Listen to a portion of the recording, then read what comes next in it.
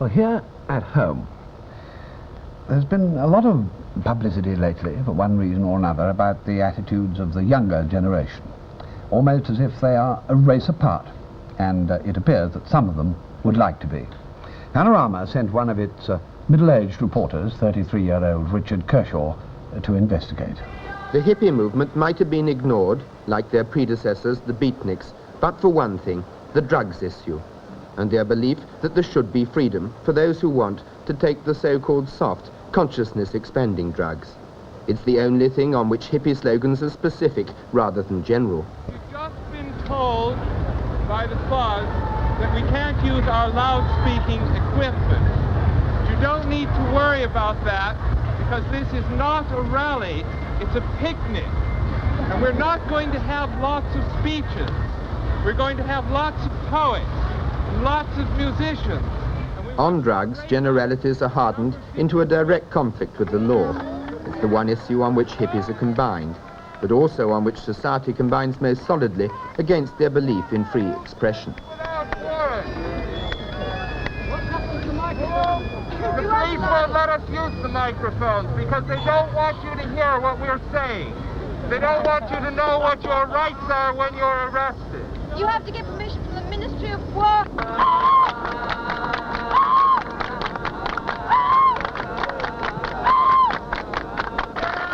Other ideas are vaguer, less articulate. There's an earnest but superficial interest in the East, in Oriental religions and mysticism. The new Marco Polo is the American poet Allen Ginsberg. To the god Shiva, god of meditation, asceticism, birth, death, change, creation, destruction, and ganja. Hari Om Namo Shivaya. Hari Om Namo Shivaya. This may be the first generation for whom the search for romance actually does lead towards Shangri-La. Everyone wants to go to Nepal. Among other things, it grows the best hashish. But when the law intervenes, then is the time to do battle, with flowers. The phrase, flower power, is taken literally. If this is a revolution, its slogan is, make love, not war, and its weapons are carnations and Sweet William.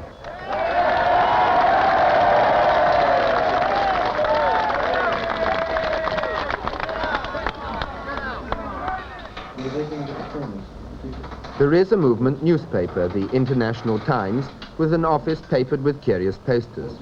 It sells over 20,000 copies here and in the United States. This is the nearest things come to the political. But are there any real political attitudes? The main political attitude is that, actually, we think politics as they are something rather funny. We have, we'd rather disassociate ourselves with politics and politicians as they are, except, of course, when they make ridiculous laws and legislate in rather stupid ways and it affects the individual. Then we obviously, as individuals, have to try to do something about it. But generally and basically, we would rather, and I think I'm speaking for everyone who writes for International Times and reads it, disassociate with the hypocrisy and the petty stupidities of politicians. Do you have any picture of the sort of organization of the world, which is what in a sense one means by politics, that what you'd like to see? I would like to see, no, this isn't going to come about obviously within the next few years, within the next decade, within the next few decades. But I'd like to see a society which is established on different forms and different values to that which society is based on now. Does this come from a generation thing? Could this only be felt by somebody of your age, or approximately your age? No, not at all. There are many, many people feeling and writing this way. There always have been. I mean, this is not something that suddenly manifested out of nothing. Perhaps all revolutions were based on this, but all revolutions in the past have been violent. we now realize that this is a general thing, this is an international thing, and we can wait, and we will wait, and we will achieve our ends without any violence. The beautiful people's clothes are distinctive.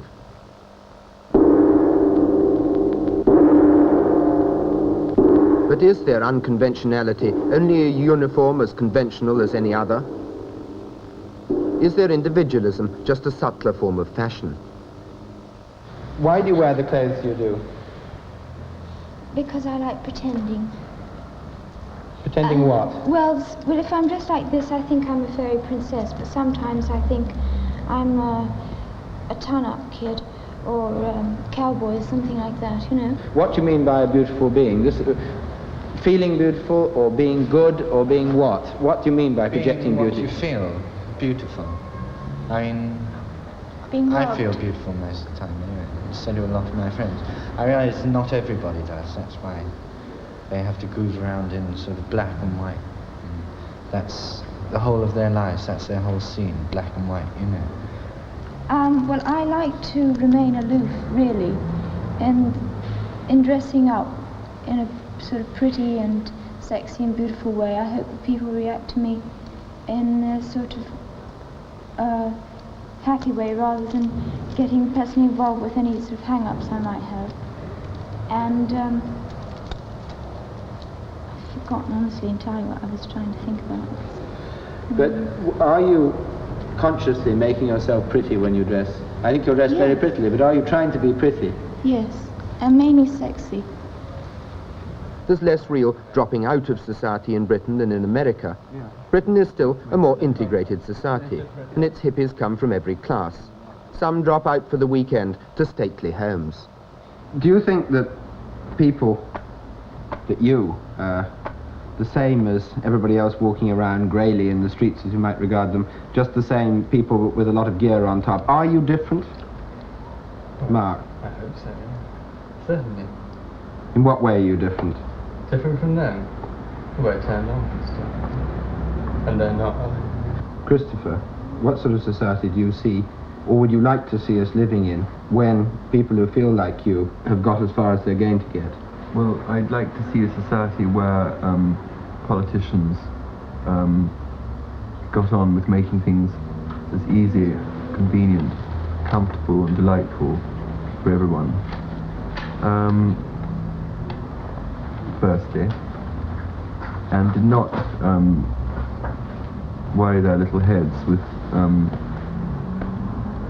trying to dictate our consciences for us. Well, I think there'll be very radical changes. There are a lot of people challenging that this is, in America especially, dropping out of a very materialistic society and refusing to have anything to do with it, refusing to support any political cause or party, just finding out about themselves. What about drugs? Because the one thing that unites the parental generation, if I can call it that, is the question of drugs. And it seems to be one thing that unites the hippie world, is the question of drugs also. Are drugs essential as an element of this society and of this enlightenment? I think, again, it's an evolutionary thing, that man has developed a chemical which can, like LSD, which can expand his consciousness. And this is, this is an evolutionary thing. Man, through science, has evolved something which will lead him on to greater heights. What you're looking for, is it a transcendental, a heightened state? Is it a heightened state? We don't look for it. It is what existing is a heightened state. It's what they're doing, all those people, what they've always done is live in a state which isn't a heightened state. They've dialed themselves down by silly carryings on. For there to be peace in the whole world, there must be peace in each individual person, and that's why they're searching hard inside. And perhaps when you are searching hard inside, you certainly appear different to those who aren't. But is flower power, are these ideas really important? Isn't it more important how these people live, their interest in pop, in things visual, in the present? Sue, do you find it difficult to make contact with the elder generation, with your parents? Can you explain yourself at all, what you're about? Yes, it's much more difficult actually with your parents. You said the older generation, it's much more difficult with your own parents than with somebody who's not involved with you, because they don't have this fantasy about you that your parents have. They can see you much more clearly. Do you ever try and convert the elder generation? Do you think there's any point in trying to make them see your way? Not really. Why not? Well, because they can only see their way. They can't see our way as well. It seems to me that people consume things, and this, the whole of life is now consumption, that people do this in their personal relationships and love affairs too. Do you think that this is what happens? I think now that people aren't sort of bound by things like marriage, so you get much more sort of real relationships with people. People don't have this incredible possession thing about each other. You just can't possess another person. My boyfriend, my girlfriend, now it's all gone. My husband. But does this mean that people move around and lead what other people might think are loose lives? No, I don't think so. Do you? No, not at all. But if nothing is permanent and nobody possesses anybody, what does it mean? It means you have purely sexual affairs with people? Can you still love people? No, wow. No, that's ridiculous. I mean, you could have an affair with somebody that could... I mean, you can't tell how long it's going to go on. But just let it go the way it goes. But is anything ever permanent? You can't tell, can you? Does the same thing apply to everything you do, that it's all living in the present? Yes. Can you develop that at all as an idea? The attitude to the present, as opposed to the old constancies that people used to have in their Well, lives? the present is the only thing you're sure of. And it's just sort of constantly changing back into the past, and the future doesn't really exist. You've just got to be.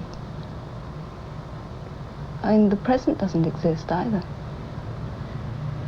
Now, if you've got a child. Yes. And are you happy for your child just to be as it grows up too? Oh, yes. I want her to. And there's nothing particular you want for the child? I want her to be happy. If I were your mother and you come to me and I was remonstrating with something you'd done, is there any point in you trying to get across to me how you feel? I used to think there was, but I found that it just upset them, and I can't see the point in upsetting them all the time. You think that drugs are helping the younger generation to discover what life is about? Oh, yes, definitely. In what way? They make you become much less aware of your ego and sort of, you know, yourself, your possessions. You're this, you're that, and you become much more aware that you're a part of a whole. You're not just a sort of entity on your own. And you can live much more easily with people once you're not sort of bothered about what's theirs and what's yours. It's much simpler because people become themselves. They're so much more natural. You think drugs, the soft drugs, help you to become yourself rather than changing you into somebody different? Yes. Your parents have already changed you into somebody different, and school and all the other things they've sort of shoved into your head. You just got to clear it all out. Start again. Now, this is something which the parental generation is fighting very hard and has got the laws fighting very hard. Isn't this something that's worth trying to convince them on? Yes. Yes. What about your child again?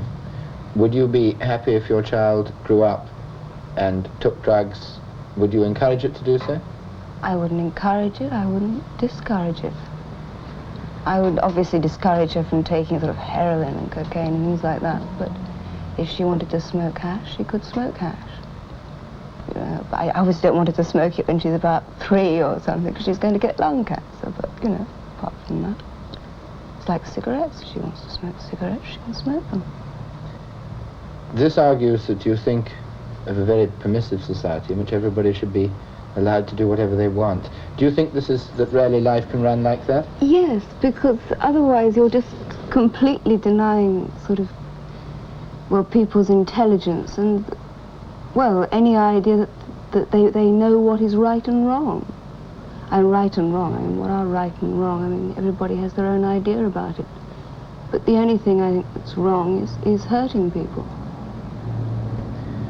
Do you not think that, can I come back to love? I didn't want to say sex, I don't want to call it, to people's love lives.